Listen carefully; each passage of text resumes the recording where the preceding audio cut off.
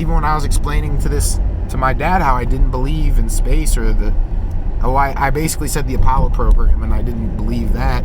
And my dad's retort to it was, what are you talking about? I saw that on TV. I saw that on TV. You know, all right, well, you know what?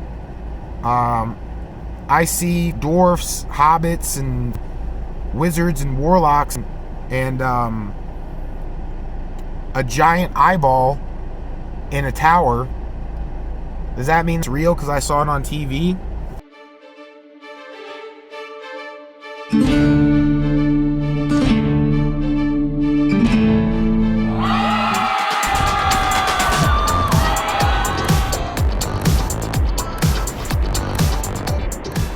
All right, who do we have tonight? Looks like we have a video from a new contender in the field. This is Flat Earth Sage, and he only films while driving. What a shocker, I imagine all of you said to yourselves just right now. I know. Flat Earth Sage here has an issue with NASA growing plants in space. His many years of horticultural expertise have told him that it's downright impossible to grow a plant in space. He also asks the question, what good has NASA done? Oh my god, this will be so easy. Supposedly NASA claims is that they're growing crops in the ISS in space.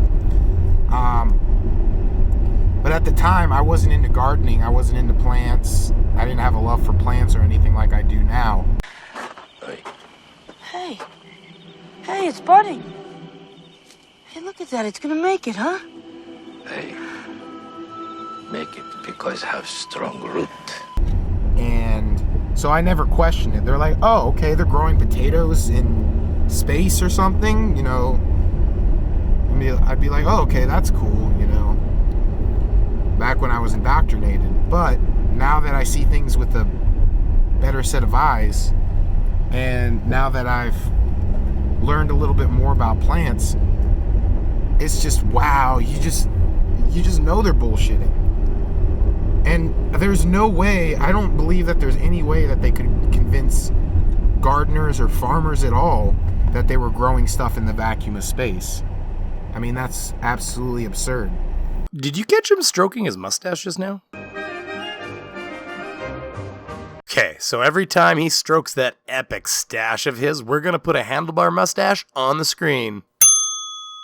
When Flat Earth Sage hears them say they grew potatoes, he's picturing this. I mean, I don't mean to sound arrogant or anything, but I am the greatest botanist on this planet. So. Besides, to his point of growing in the vacuum of space, and I don't think he meant in the actual vacuum, but saying growing them in space, there is no way. Well, plants are actually fairly robust. And besides, I feel like you're going to elaborate, so I'll let you continue. For example, for me, you know, the only thing they could possibly have is artificial lighting. Really? You don't say. Artificial lighting? It can't be true. It must be sorcery. Well, I use artificial lighting, but the only problem with artificial lighting is that it's going to take a lot longer for plants to grow.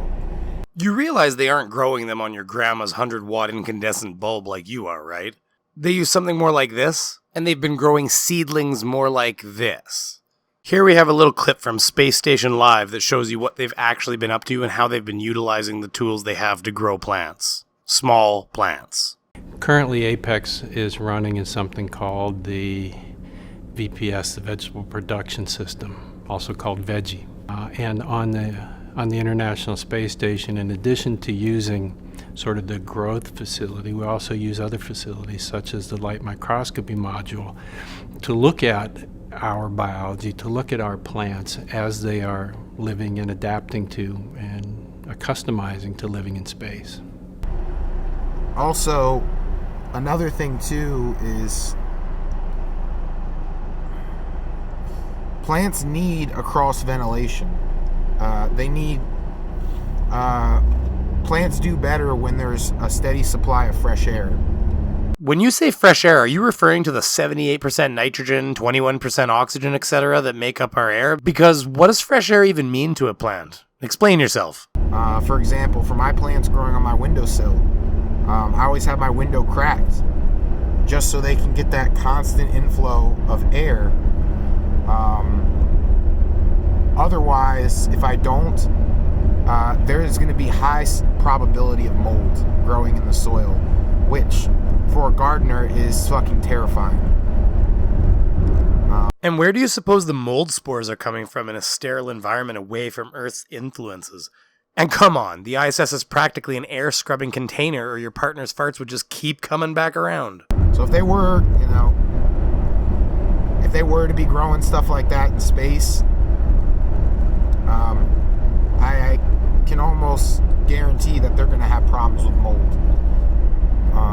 If they were in space. Oh my god, let's see that again. High IQ, skeptic research. First of all, hands on the wheel, my dear Darwin Award contestant. And also, that stash swirl was so epic, each hand has to get its own stash on the screen. Problems with mold. If they were in space. Of course, we all know that they're not up there in space, and they're not in the ISS. I'm just thinking of if it was real, if the story checked out and it was real, they would be having the hardest time. I've had issues dealing with that. And, gardening and farming aside and all that stuff, what else have they done? What else have they done for humanity? Nothing really, but just bullshit. Like, even when I was indoctrinated, I still couldn't think of what good they've done for humanity. That was still a question that lingered in my mind, like, okay, they're doing all this stuff, so what's the point of it? Why are they doing it? How is this helping humanity in any way? They're opening up new exploration of things. They're not doing anything. Since you asked the question, what good has NASA done, I'll give you a quick rundown of the most notable inventions. Infrared ear thermometers, ventricular assist device, LASIK, artificial limbs, light-emitting diodes in medical therapies, invisible braces, scratch-resistant lenses, space blankets, 3D food printing. 3D food printing? Anyways.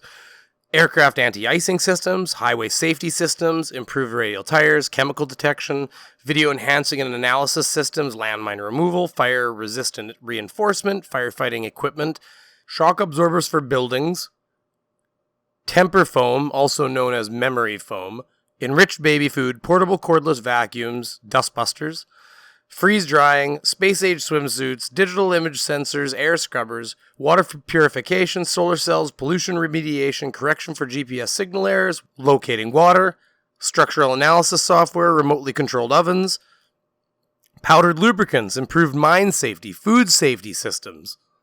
It's safe to say that everything that you do has probably been touched in some way by NASA in just a little bit. Even when I was explaining to my dad how I didn't believe in space. Wait, stop. Go back. Was that a mustache twirl? Even when I was explaining to my dad how I didn't believe in space. I don't know. I guess we'll just give it to him for now. I basically said the Apollo program, and I didn't believe that. And my dad's retort to it was, what are you talking about? I saw that on TV. I saw that on TV. All right, well, you know what?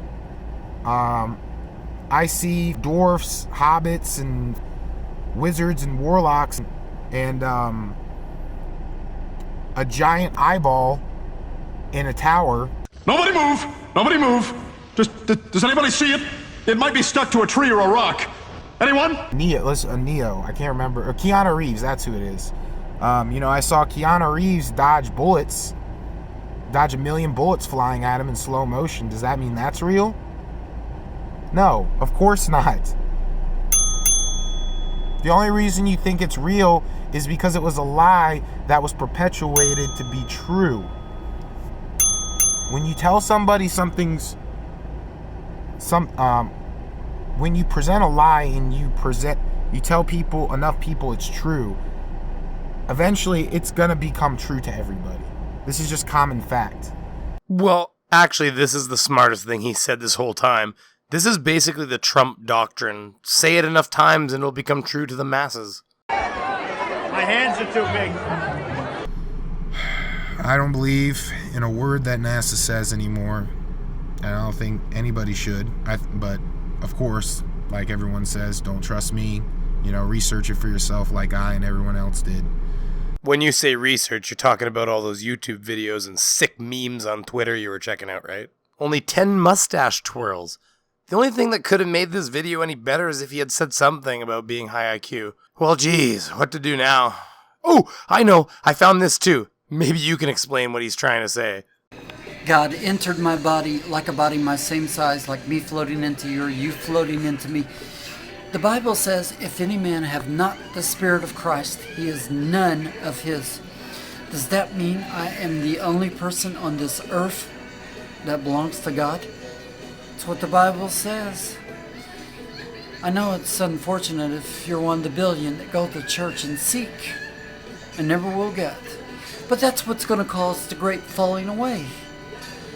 People go to church and seek and don't get. It's the strong delusion sent by God. Thank you. Alrighty then. Well, I guess that's it maybe. Up until that flat earth guy popped into my feed, I was seriously considering doing this video.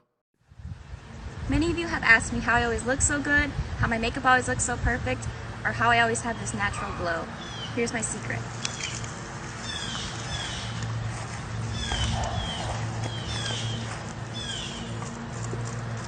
It's so interesting. I wonder what she's going to do with that. Oh my god, and with that we're going to end this. Please smash like, subscribe, and leave a comment. I read every comment. Night, everybody.